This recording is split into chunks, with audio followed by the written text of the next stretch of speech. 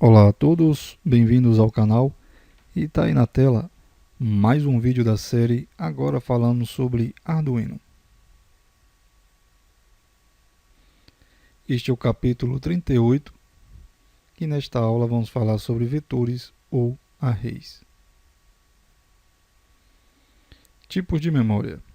O Arduino ele possui a memória flash, que é onde vai ser armazenado o nosso código, o nosso programa. A memória SRAM é a memória temporária, que é para armazenamento temporário das informações das nossas variáveis criadas.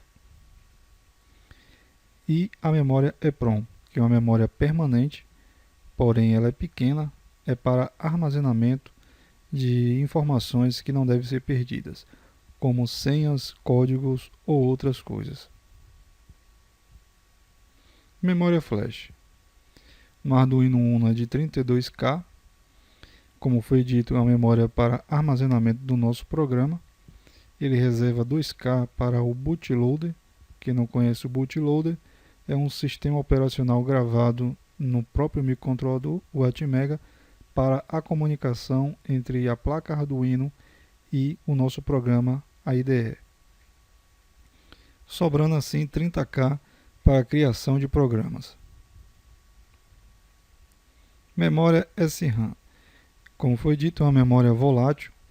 Ela perde as informações ao desligar o Arduino. Ela é de 2K e é para essa memória onde vai ser armazenada as variáveis que criamos no nosso programa. Memória EPROM. No Arduino Uno é de 1K. É uma memória pequena que é justamente para armazenar informações que não devem ser apagadas, como foi dito, como senhas, códigos ou outras coisas mais. Tipos de dados. Temos o tipo char, byte, boolean, que ocupa um espaço na memória RAM e ela é de 8 bits. Tipo int e tipo word, ocupa 2 espaços e são de 16 bits.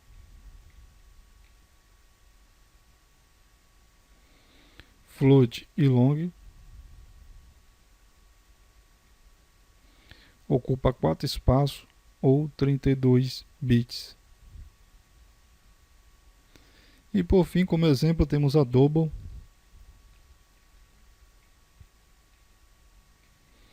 que ocupa 8 espaços ou 64 bits, lembrando que é por cada variável criada.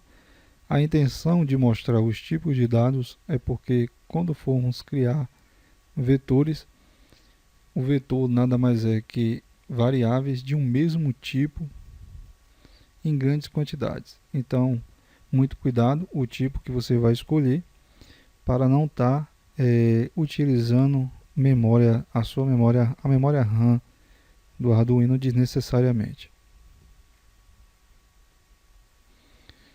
Vamos dar um exemplo de criação de variáveis. Estamos aí como se cria o tipo, coloca-se o tipo, estou dando como exemplo o byte, coloca-se o nome e o ponto e vírgula.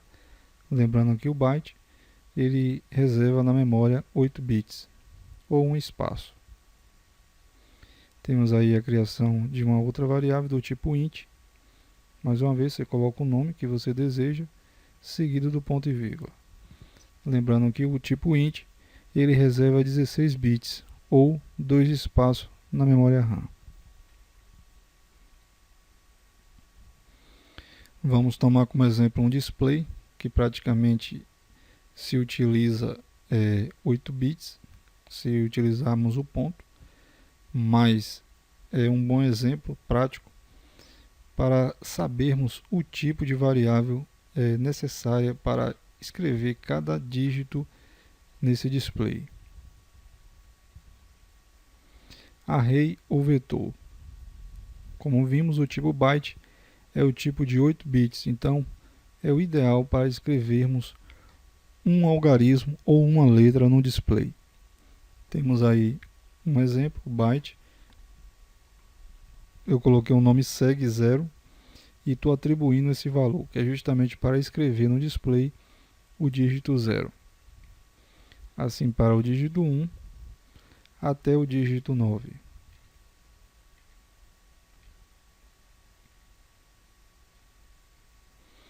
Como vocês podem estar vendo aqui, na criação de variáveis normais, para escrever dígito por dígito, você tem que estar repetindo o tipo as 10 vezes, seguindo com o nome correspondente. Se você for criar um tipo vetor, você simplesmente coloca o tipo, o nome, e entre colchete você coloca a quantidade de variáveis que você está querendo criar. No nosso caso vão ser 10 variáveis. Você coloca entre as chaves, não esquecendo o ponto e vírgula. E aí é só colocar os valores correspondentes a cada variável. Tá, aí a variável 1, que corresponde ao dígito 0, e aí até o dígito 9.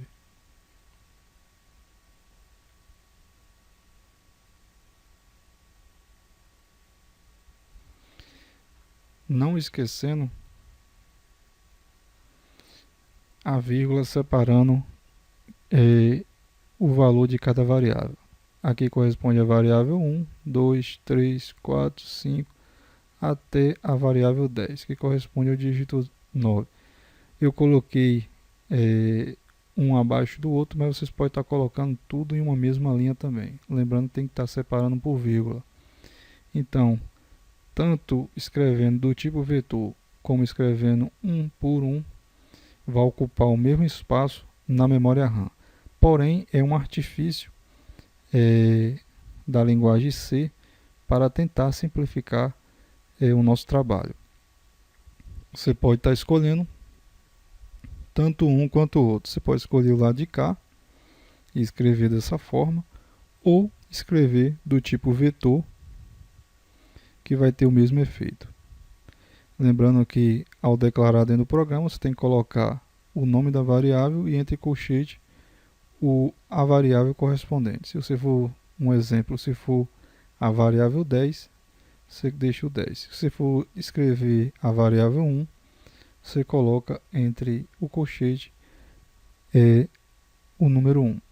Esse tipo de criação de vetor geralmente se utiliza junto com o comando for, onde você quer colocar número por número, e aí você coloca-se justamente a variável utilizada no comando for. Um exemplo, se você criar uma variável do tipo int, com o nome de i, e você colocar entre o argumento do comando for, para ele se repetir 10 vezes, é só você colocar a letra i aqui no lugar do 10, e aí ele vai se repetir um por um, até o 10º. Sem precisar estar escrevendo linha por linha dentro do seu programa. Isso aqui é uma forma de simplificar. Quem não viu o vídeo do display de 7 segmentos, tem lá um exemplo de como usar o vetor. Eu não quis fazer nessa videoaula para não se tornar uma coisa repetitiva, já que foi feito em uma outra aula. Então, quem não assistiu, assista. Se eu não me engano, foi uma aula anterior a essa. É sobre os 7 segmentos. Deixa eu pausar aqui e conferir para vocês. Tá, aqui eu fui buscar. Essa foi a aula 37, onde a gente escreveu, declarou variável por variável. Aí vocês estão vendo aqui, você tem que estar declarando uma por uma. E aí, o que é pior, depois de pronta, se vocês quiserem escrever um por um, vocês têm que estar escrevendo uma por uma. Eu utilizei ainda o comando portd para facilitar, mas mesmo assim você tem que escrever todas as linhas, de 0 até o 9. Diferente se formos escrever dessa forma. Está aqui o vetor, é o tipo, eu coloquei o nome da variável, botei tabela 7 segue, e aqui entre seu argumento o número. E aí só fiz colocar os valores. além de não ter que estar repetindo, na hora de declarar no corpo do programa, como vocês podem estar vendo aqui no void loop, eu simplesmente criei um for, um laço, e aí eu fiz o que? Eu botei o nome contador,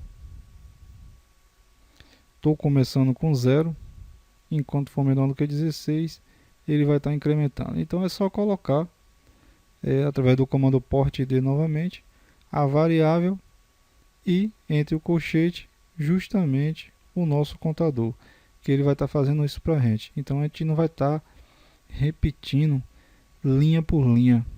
A gente já basta escrever, você vê que se resumiu em apenas uma linha apenas. Eu vou voltar aqui para vocês terem uma ideia. Aqui vocês teriam que estar escrevendo linha após linha 10 vezes. Já no de cá se resumiu apenas em uma linha. Claro que aqui temos o comando for. Então tá aí a dica. É para isso que serve o vetor, quando vocês vão criar programas repetitivos, para não estar escrevendo linha após linha tudo novamente. Então você escreve apenas uma vez, você cria um vetor, já que são várias variáveis de um mesmo tipo. Eu estou dando um exemplo de 7 segmentos, mas pode ser aplicado para qualquer outra aplicação. Essa é a forma de como você declarar um vetor. Você declara o tipo, o nome desse vetor e entre colchete a quantidade. E aí você escreve o seu código atribuindo a cada variável, não esquecer a vírgula. Eu estou colocando barra barra aqui, que é um comentário para lembrar que isso aqui se refere ao dígito 0, aqui é o dígito 1, até o dígito F. E aí dentro do seu programa, cria-se um laço for. Tá aqui a nossa variável contador. Eu também criei do tipo byte, de 8 bits. E aí, dentro do laço for, você começa com 0, coloca sempre a quantidade menor, que é justamente a quantidade das suas variáveis. No caso é 16, eu botei aqui enquanto for menor do que 16, ele vai estar incrementando. Então, vai estar imprimindo no porte D a nossa variável, e é só colocar a variável do comando for, que é justamente o contador, que ele vai ser 0, 1, 2, até o número 15. Tá aí a dica de como se utilizar o vetor, e como nada impede que vocês utilizem o método antigo, que é através da criação de variável por variável, mas eu acredito que através do vetor simplifica e muito o nosso código.